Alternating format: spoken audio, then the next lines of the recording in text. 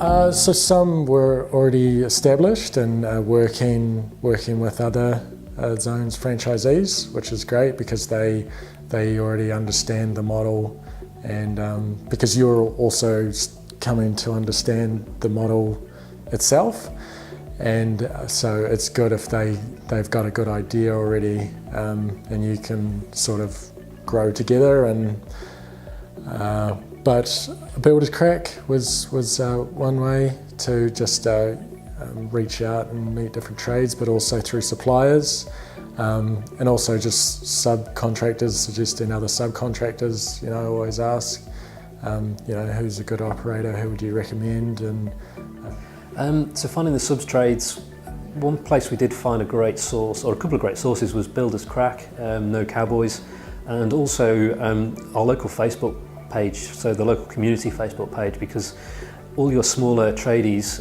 advertise on there to try and get the jobs, but they're focusing on the smaller jobs. They only really want to do the $5,000 or $10,000 jobs because that's all they can cope with.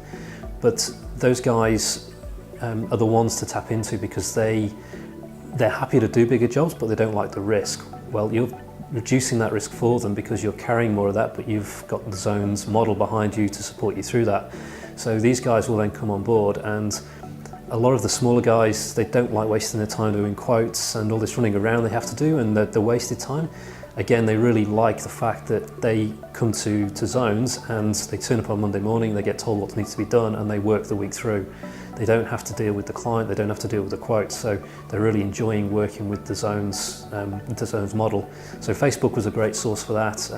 Again, TradeMe was somewhere where we looked and found some of our tradies as well. So there's quite a few sources out there that you can actually tap into to find these guys.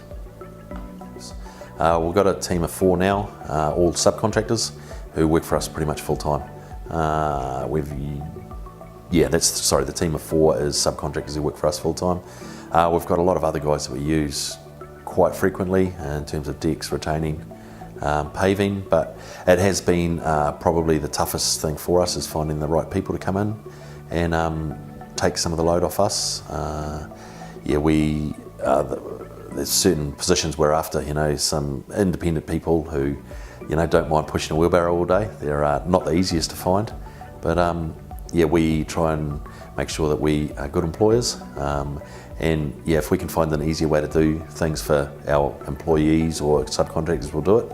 In terms of using a machine instead of making them hand dig something, or no one wants to be in mud all day or anything like that. So, if we're all after the same goal, is to get the job done as efficiently and the end goal looks as good as possible, then we're going to try and find the easiest way that everyone's happy to do it, sort of thing, and cost effective.